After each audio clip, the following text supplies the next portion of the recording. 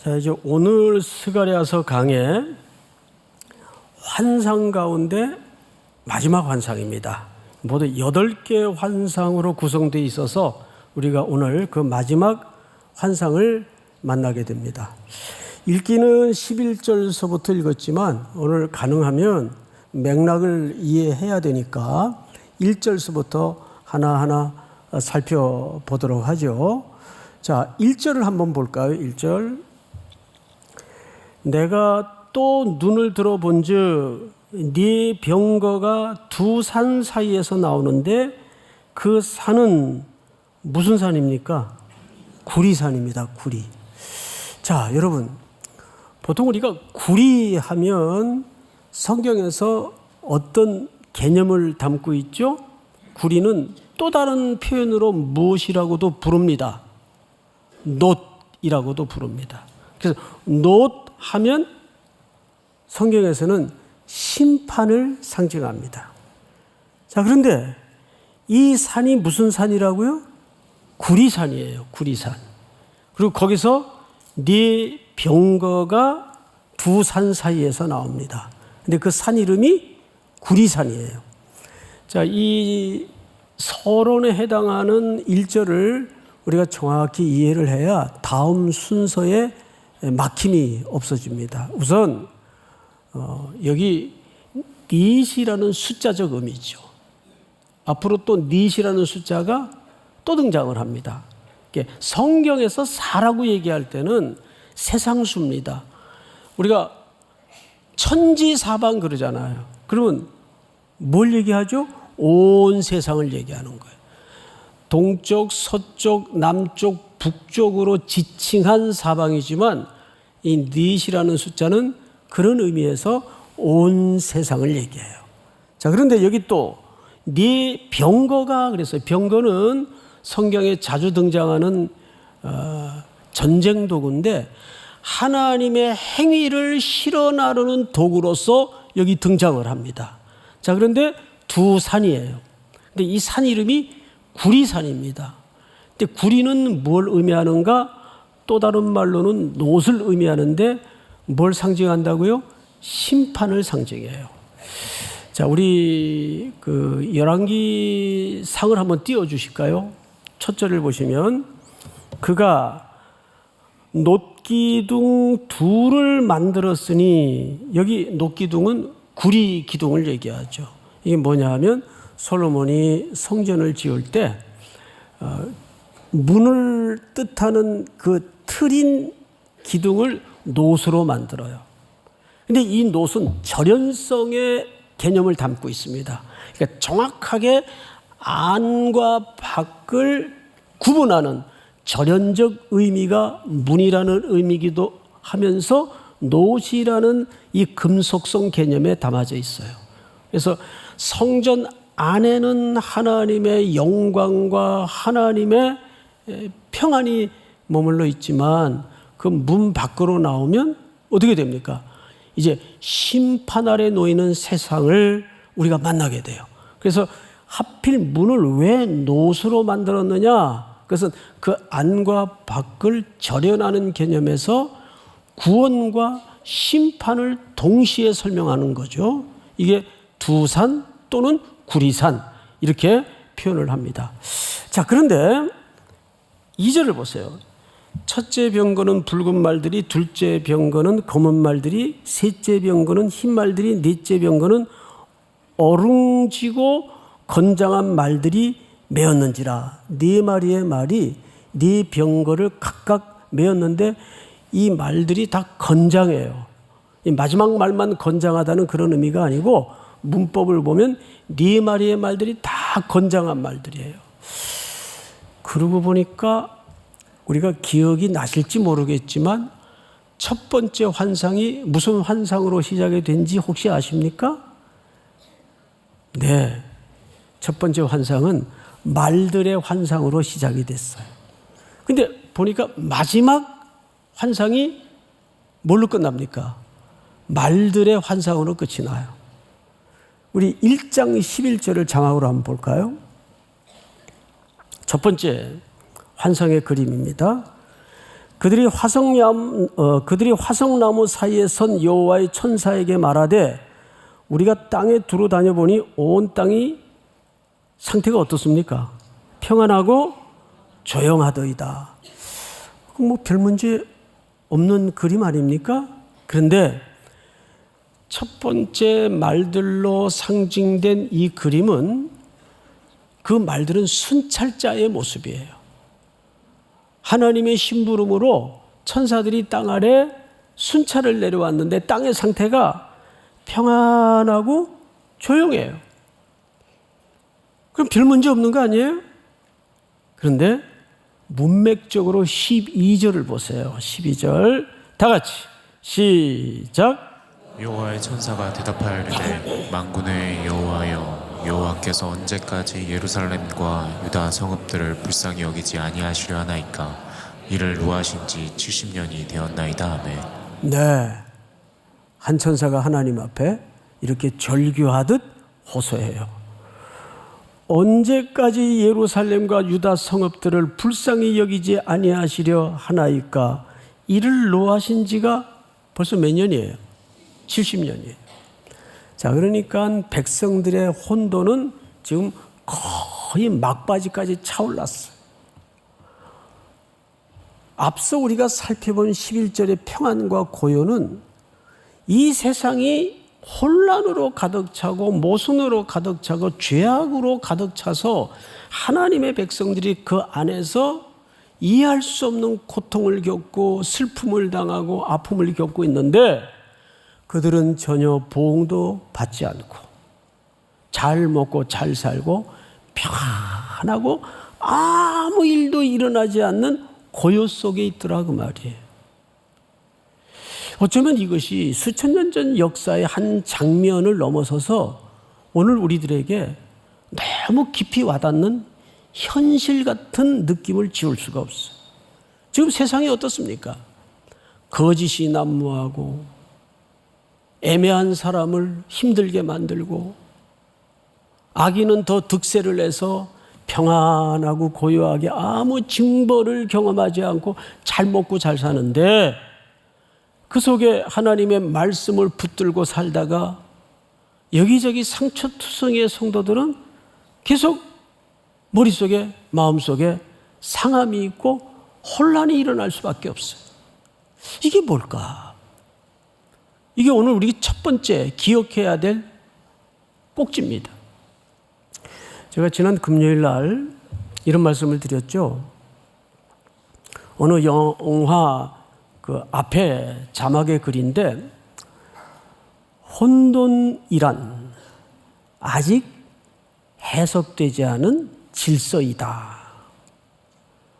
혼돈이라는 것은 지금은 당장 이게 뭔지 잘 모르겠지만 아직 해석되지 않은 질서이다. 언젠가는 그 혼돈의 시간이 맞춰지고 지나가면 우리는 시간이라는 진상 속에서 하나님의 일하심과 하나님의 시간의 의미가 무엇인가를 질서정연하게 만나게 될 것이다. 그런 의미로 적용할 수가 있어요. 지금 하나님의 백성들의 이 풀무의 고난과 역사는 지금 꽉 차올랐어요. 아마도 지금 2부 예배에 참석한 여러분들 가운데도 그래 저건 내 얘기 같은데 그러고 이 말씀을 듣는 분들이 분명히 있을 거예요. 저게 정말 먼 수천 년 전 이야기가 아니구나. 세상은 아무 일도 일어나지 않아요. 지금 속에서는 난리가 일어나는데 혼란이 거듭되고 있는데 징벌을 받는 사람도 없고 하나님도 침묵하시는 것 같고 내 이 억울함과 모순과 고난은 언제 끝나는지 알 길조차 없고 그러니까 1절의 상징은 큰 질문이었어요. 11절 12절은 하나님 앞에 이 세상의 상황에 대한 천사의 큰 질문이었어요. 그런데 오늘 마지막 환상이 8번째 환상은 그 질문에 대한 하나님의 응답이에요. 그 하나님께서 그 혼란을, 그 혼돈을 그 불길한 평안과 적막한 고요를 어떻게 응답하시는가를 우리가 찾아 이제 길을 떠나는 겁니다. 이제 6장을 다시 넘겨서 성경을 보시면 이렇게 돼 있어요. 4절. 내가 내게 말하는 천사에게 물어 이르되, 스가랴에게 말하는 천사에게 물었다는 얘기겠죠. 내 주여 이것들이 무엇이니까 하니. 5절 다 같이 시작. 천사가 대답하여 이르되 이는 하늘의 내 바람인데 온 세상의 주 앞에 서 있다가 나가는 것이라 하더라. 네, 천사가 이렇게 대답을 했어요. 이는 하늘의 네 바람인데. 자, 여러분, 성경에서 병고도 하나님의 역사의 행위를 그 액션을 실어 나르는 도구로 쓰여지기도 하지만 이 병거를 여기서는 바람으로 바꾸어서 설명합니다. 바람은 두 가지 의미를 항상 담고 있어요.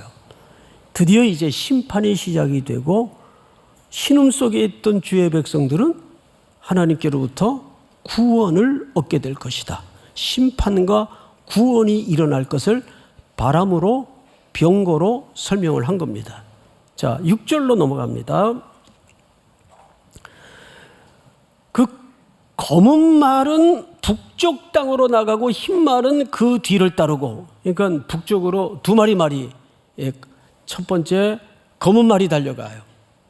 두 번째 흰 말이 달려가요. 두 마리가 북쪽으로 달려갑니다. 그리고 어룽진 말은 방향이 어디입니까? 남쪽 땅으로 달려갑니다. 이제 앞을 좀 보십시다. 동서 방향은 여기 소개되질 않아요.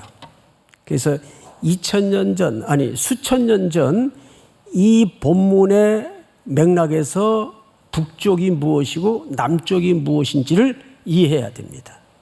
자, 이스라엘이라는 이 조그마한 땅덩어리가 지중해 변방에 놓여져 있어요. 그런데 북쪽은 이스라엘에게 어떤 제국이 존재했던 위치인가 하면 아수르, 바벨론, 바사, 이게 전부 북쪽에 이스라엘 지형을 놓고 머리 쪽에 위치한 제국들이에요.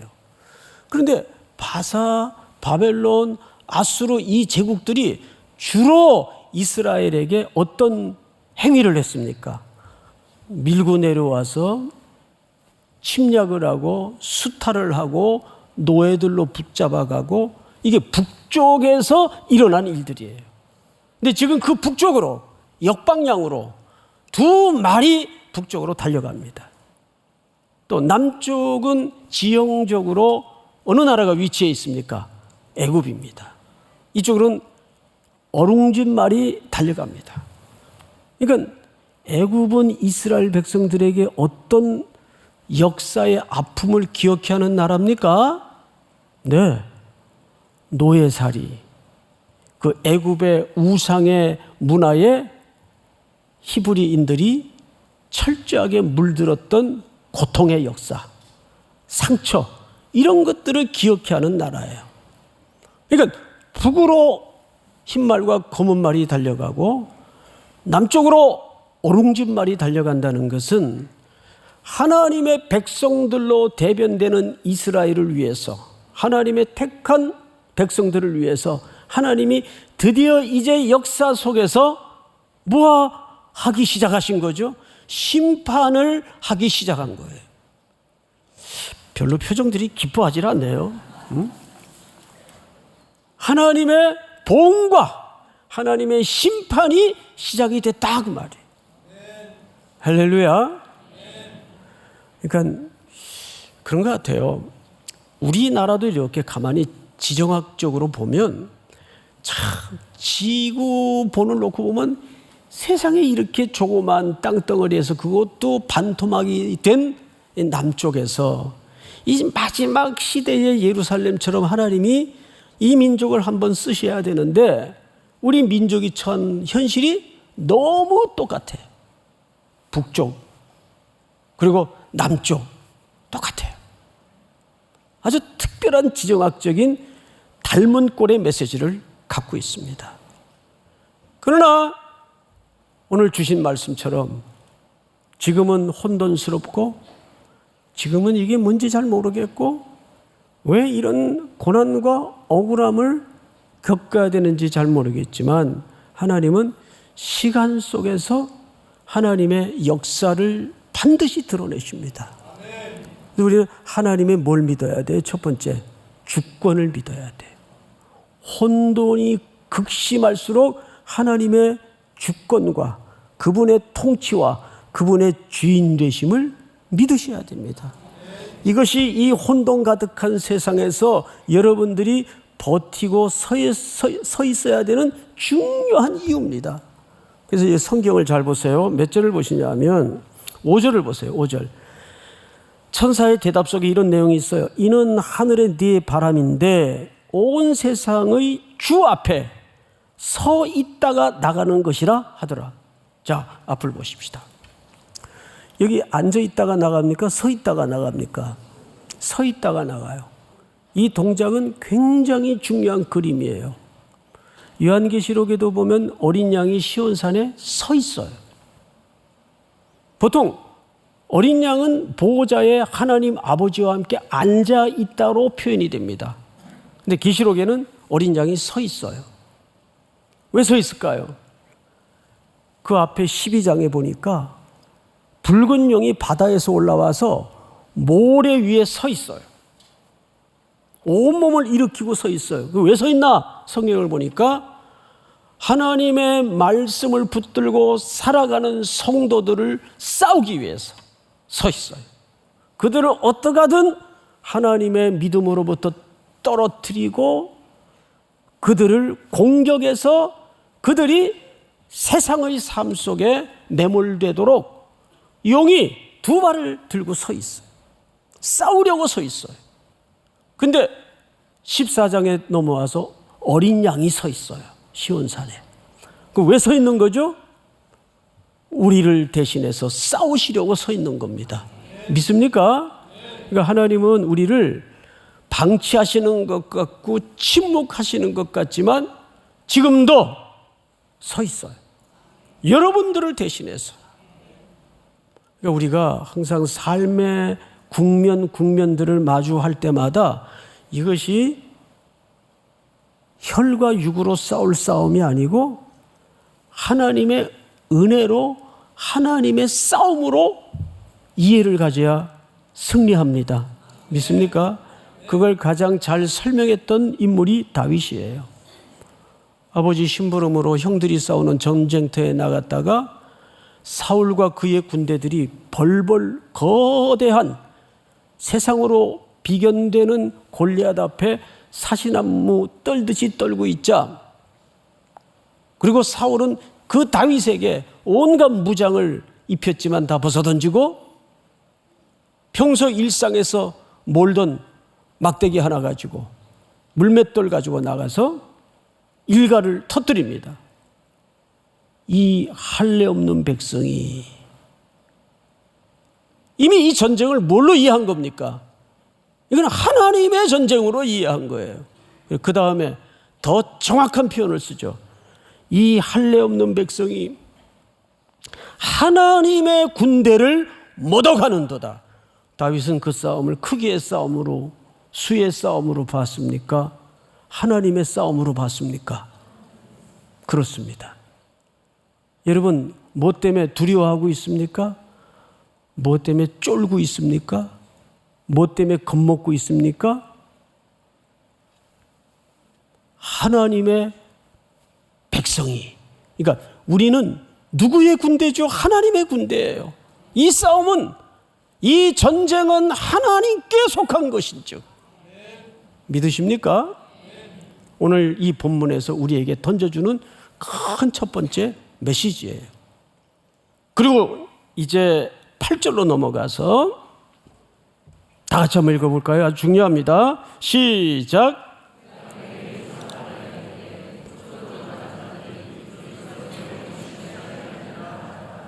예.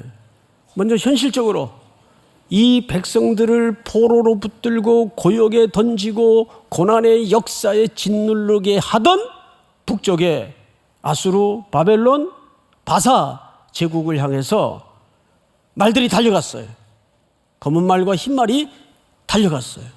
그리고 결과가 어떻게 됐는가? 8절에 아주 중요한 표현 하나가 눈에 들어옵니다. 뭐냐 하면 그가 내게 외쳐 말하여 이르되 북쪽으로 나간 자들이 북쪽에서 내 영을 어떻게 하였느니라?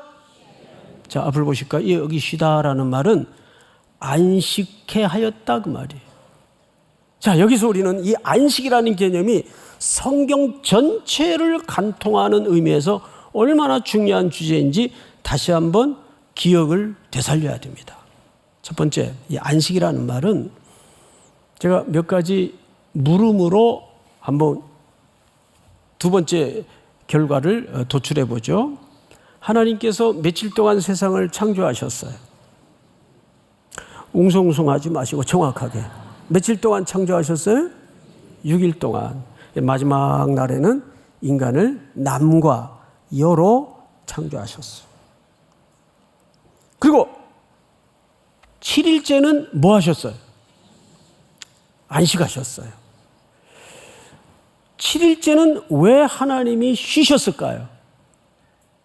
이렇게 물으면 한국 분들은 꼭 다음날 일하러 나가시기 위해서 일을 너무 좋아해. 맞아요? 7일째 하나님이 안식하셨다는 개념을 정확히 모르면 우리 안식의 의미를 완전히 모르게 됩니다. 7일째 하나님이 안식하셨다는 것은 나의 창조가 더 이상 손댈 것 없이 완전했다 그 말이에요. 하나님은 처음에 이 세상을 완벽하게 창조하셨습니다. 그렇죠? 그런데 인류의 비극은 어디서부터 오기 시작했죠? 그 안식이 깨져요.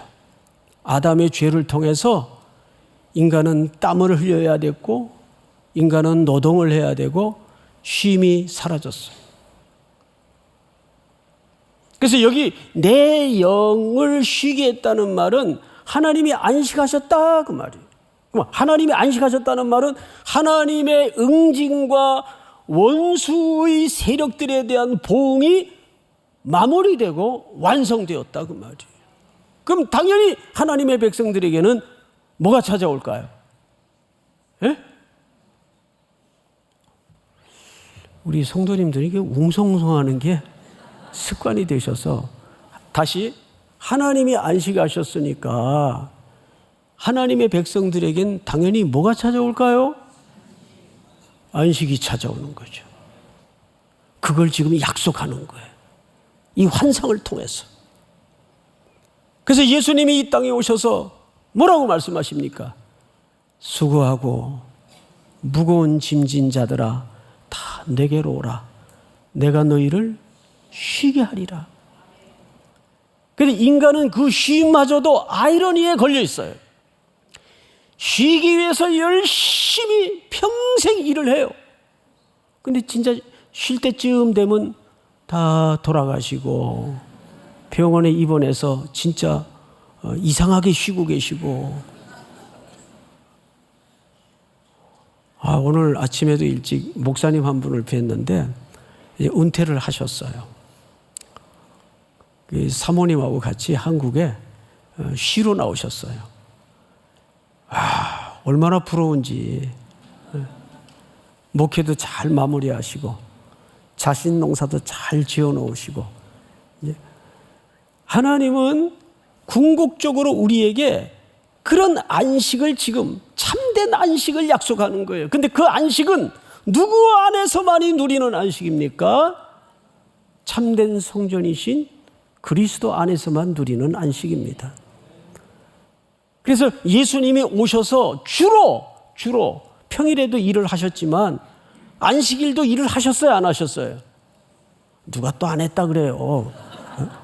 예수님은 안식일에도 병자를 고치시고 복음을 전하시고 치료하시고 안식일 날에도 일하셨어요. 근데 그 일하심의 근거가 어디 있는지 아십니까? 아버지께서 일하시니 나도 일한다. 그러니까 하나님도 하나님의 백성들이 온전한 안식을 회복하기까지는 하나님이 안식할 수 있어요, 없어요? 안식할 수 없어요. 그래서 예수님이 말씀하시기를 아버지께서 일하시니 나도 일한다. 그 일하심은 본질이 뭐예요? 열방의 백성들이 하나님 앞에 구원을 얻고 온 주님을 찬양하며 경배하고 돌아오는 그 꿈을 얘기하는 거죠. 그 꿈을 하나님께서는 일찍이 우리 삼일교회에 허락하신 겁니다. 열방을 향하여.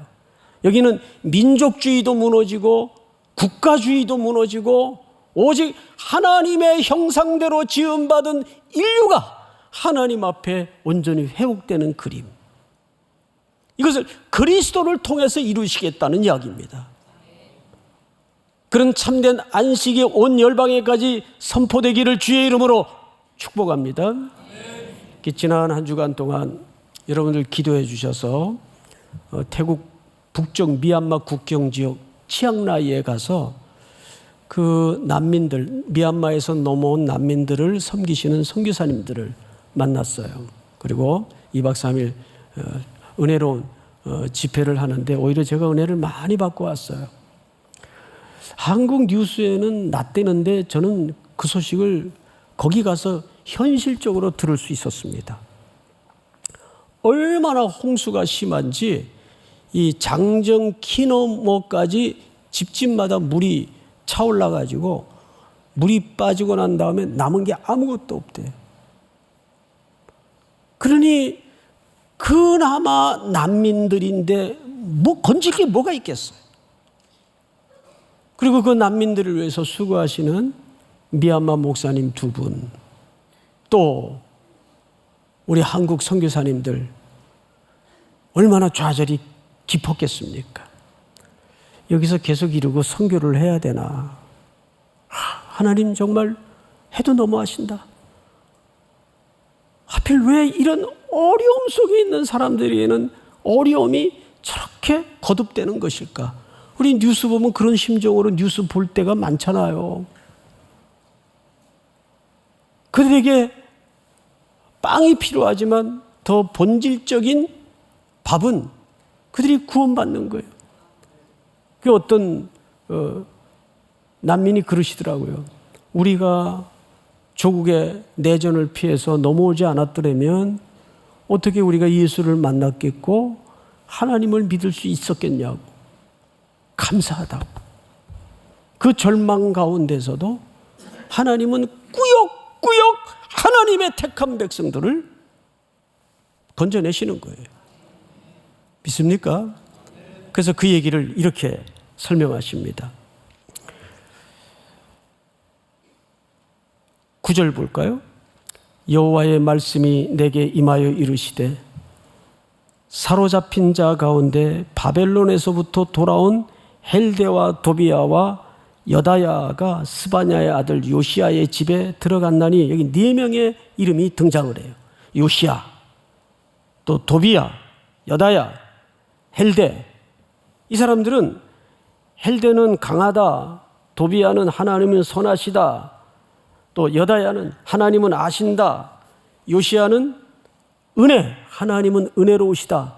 그러니까 이들은 전부 뭘 대신하고 대변하는 인물들인가 하면 돌아온 히브리 노예들을 상징적으로 대표하는 4명의 인물들입니다. 자, 그런데 이들이 돌아와서 가장 먼저 해야 될 일이 뭡니까? 여러분 앞을 보실까요? 지금 스가랴서를 쭉 우리가 배우고 있어요. 학계서도 살펴보면서 정확한 것은 뭐냐면 하나님이 포로들을 황폐한 고국 땅에 돌려보낼 때는 이유는 하나예요. 가서 하나님의 성전을 재건케 하는 일입니다. 그렇죠? 그런데 지금 재건의 사업을 진행 중에 있어요. 근데 그 성전은 장차 누구로 상징화되어 있습니까? 오실 예수 그리스도. 여기서는 싹이라고 설명하는 거예요. 자, 볼까요? 12절. 말하여 이르기를 만군의 여호와께서 이같이 말씀하시되 보라 싹이라. 이름하는 사람이 자기 곳으로 곳에서 돋아나서 여호와의 전을 건축하리라. 그러니까 결국 이 전은 누구를 가리킵니까? 회복할 성전은 예수 그리스도를 예표하는 성전으로서 지어지고 있는 겁니다. 근데 그것은 보이는 물리적인 성전이지만 그 참된 성전이신 예수 그리스도께서 오셔서 성전 안에서 바리새인들과 변론을 시작하죠. 너희가 이 성전을 헐라. 그랬더니 말귀 못 알아듣는 바리새인들이 야, 이 사람아 이거 짓는 지가 지금 46년째인데 46년 됐는데 네가 무슨 재주가 있다고 헐어서 사흘 만에 짓겠다고 하느냐. 예수님 말씀하시기를 자기 육체를 가리켜 하신 말씀이라 바리새인들이 깨닫지 못하더라. 그러니까 예수님이 헐라는 성전은 결국 물리적인 성전을 헐라는 말이 아니고 자기의 죽음과 고난을 얘기하는 거예요. 사흘 만에 죽음의 권세를 깨치시고 일어나셔서 새로운 성전으로 우뚝 세워지는 겁니다. 거기에 구원의 역사가 마무리되고 완성이 되는 거죠. 근데 이 역사에 누구를 동참시키는가 하면 마지막 15절을 볼까요? 먼데 사람들이 와서 여호와의 전을 건축하리니. 앞을 보십시오. 여기 먼데라는 말은 두 가지 의미가 있어요. 하나는 당연히 바벨론에서 하나님의 은혜로 돌아온 하나님의 백성들을 얘기해요. 그런데 에베소서에 보면 이 먼데는 열방을 얘기합니다. 열방에 택한 하나님의 백성들이 원근 각처에서 돌아와서 마지막 역사의 말미에는 누구를 찬송하고 누구를 경배하는 시간이 온다는 얘기죠. 예수 그리스도를 경배하고 예수 그리스도를 노래하는 시간이 온다는 얘기예요. 그 얘기를 에베소 기자는 제가 그냥 읽어드리겠습니다. 이렇게 얘기합니다.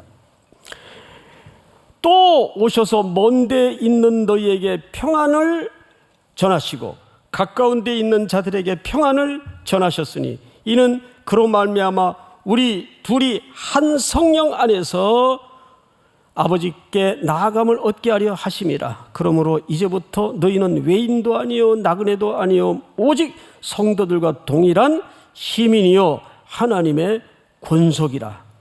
너희도 성령 안에서 하나님이 거하실 처소가 되기 위하여 그리스도 예수 안에서 함께 지어져 가느니라. 할렐루야. 이게 무슨 얘기죠?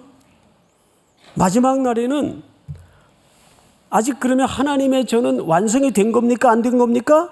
아직 완성이 안 됐어요. 우리가 선교라는 이 거대한 교회의 존재론적인 이유를 가지고 주님 오시는 그날까지 하나님의 택한 백성들을 향해서 열방을 향해서 나아가고 살아내고 하나님을 존귀케 하는 일입니다. 그것이 오늘 영적으로 성전을 회복하고 재건하는 일이에요. 지금도 성전 재건의 역사는 그런 영적인 의미에서 계속 진행 중입니까? 다 끝난 겁니까? 진행 중이에요. 하나님의 시간은 과거의 시간도 주님의 시간이지만 현재의 시간도 주님의 시간이고 미래의 시간도 오늘과 같은 주님의 시간이에요. 때문에 오늘 우리는 세 가지 초점을 놓고 결어를 맺어야 될 겁니다. 세상은 고난의 번복이고 혼돈의 역사지만 그 시간의 주권과 주인은 누구에게 있다? 창조주 하나님께 있다. 믿습니까? 그 하나님이 여러분들 눈에 흘렸던 눈물을 씻어줄 것이고 깨끗게 하실 것이고 우리가 당했던 아픔과 모순을 다 보응하시고 응징해 주실 것을, 원수를 갚아주실 것을 믿고 그 자리에서 버티어 서서 대신 싸움을 싸워주시는 어린 양의 흘린 보혈의 공로를 의지하여 서 있어야 됩니다. 무너지면 안 됩니다. 그것이 출애굽기 구원의 역사의 현장에 모세가 하나님께로부터 받았던 은혜예요. 너희는 가만히 서서 오늘 여호와께서 행하시는 구원을 보라. 이거는 수천 년 전 역사에 필요했던 박제화된 말씀이 아니라 여전히 오늘도 살아있는 하나님의 말씀으로 우리에게 힘과 용기와 믿음을 새롭게 해주시는 말씀이에요. 어린 양이 대신 싸우시는 거죠. 그 어린 양은 뭘로 오십니까? 싹으로 오세요. 흠모할 만한 것도 없고. 그래서 이사야서 11장을 보면 우리가 이렇게 소개받습니다. 이새의 줄기에서 한 싹이 나며 그 뿌리에서 한 가지가 나서 결실할 것이요 그의 위에 여호와의 영 곧 지혜와 총명의 영이요 모략과 재능의 영이요 지식과 여호와를 경외하는 영이 강림하시리니. 3절 다 같이 시작. 그가 여호와를 경외함으로 즐거움을 삼을 것이며 그의 눈에 보이는 대로 심판하지 아니하며 그의 귀에 들리는 대로 판단하지 아니하며. 공의로 가난한 자를 심판하며 정직으로 세상에 겸손한 자를 판단할 것이며 그의 입의 막대기로 세상을 치며 그의 입술의 기운으로 악인을 죽일 것이며 공의로 그의 허리띠를 삼으며 성실로 그의 몸의 띠를 삼으리라. 다 같이 시작. 그때 이리가 어린 양과 함께 살며 표범이 어린 염소와 함께 누우며 송아지와 어린 사자와 살찐 짐승이 함께 있어 어린아이에게 끌리며. 여기서 더 이제 감동스러운 것은 5절에 하나님의 성실입니다. 5절을 보시면 이렇게 되어 있죠. 공의로 그의 허리띠를 삼으며 성실로 그의 몸의 띠를 삼으리라. 하나님은 예레미야 애가 3장의 말씀처럼 여호와의 자비와 긍휼이 무궁하심으로 우리가 진멸되지 아니함이니이다. 이것이 아침마다 새로우니 주의 뭐가 크시도소이다. 주의 성실이 크시도소이다. 여러분, 하나님은 우리에게 수천 년의 배반의 역사를 언덕을 넘어서라도 기어코 우리를 살리시고 구원하시기 위해서 십자가의 아들을 대속의 제물로 내어주시기까지 성실하셨어요. 그런데 그 하나님의 성실은 기초가 뭐예요? 여호와의 자비와 긍휼이 무궁하심으로. 믿습니까? 하나님의 사랑이에요. 헤세드의 사랑이 하나님을 성실하게 만들었어요.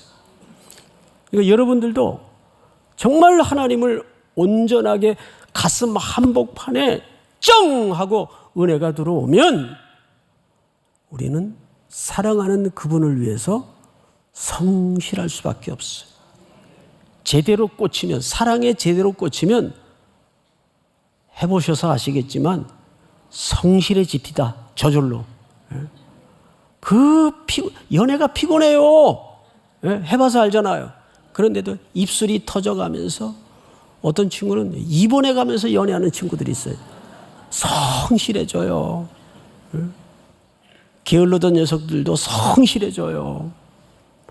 그런데 하나님이 우리 같은 무지랭이들을 뭐라고, 나는 구원의 은혜를 생각할수록 이게 이해가 잘 안 돼요. 내가 뭔데? 나 같은 죄덩어리가 뭔데? 이렇게 하나님의 성실을 끊지 않으시나? 오늘도 그 사랑에 묶여서 우리의 서 있을 자리, 달려갈 길을 힘있게 달려가는 어린 양의 공로만이 찬송되는 복이 있기를 주의 이름으로 축복합니다. 다 일어나십시다. 우리 찬송가, 오랜만에 찬송가 268장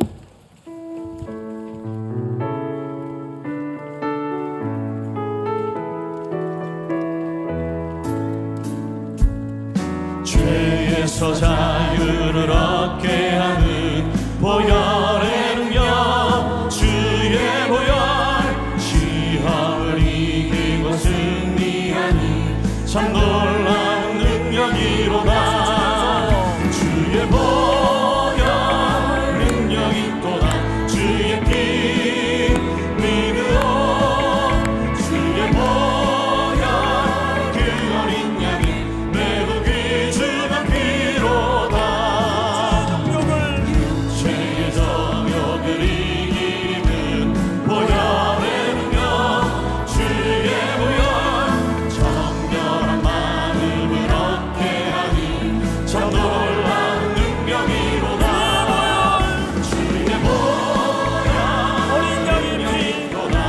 주의 피 믿어 주의 보혈 그 어린 양의 매우 귀중한 피로다 눈보다 더 이게 밝히는 것 보혈의 능력 주의 보혈 부정한 모든 것 밝히시리 참 놀라운 능력이로다 주의 보혈 능력이 있도다 주의 피 믿어 주의 보혈 그 어린 양의 매우 귀중한 피로다 복음을 전할 제목 주의 복음을 전할 제목 보혈의 능력 주의 보혈 날마다 나에게 찬송 주는 참 놀라운 능력이로다 주의 보혈 능력이 있도다 주의 피 믿어 주의 보혈 그 어린 양의 매우 귀중한 피로 주의 보혈 능력이 있도다 주의 피 믿어 주의 보혈 그 어린 양의 매우 귀중한 피로다 우리 다 같이 한번 통성으로 기도합니다. 머릿속에 기도할 때 온 인류가 어린 양의 공로를 입게 하여 주시옵소서. 어린 양의 피의 공로만이 인류의 해답이고 내 인생의 해답임을 고백케 하여 주시옵소서. 하나님의 안식으로 하나님의 징계와 하나님의 심판이 완성되는 줄을 믿습니다. 하나님, 오늘도 내 눈물을, 내 신원을 해결해 주시고 내 가슴앓이를 해결해 주시옵소서.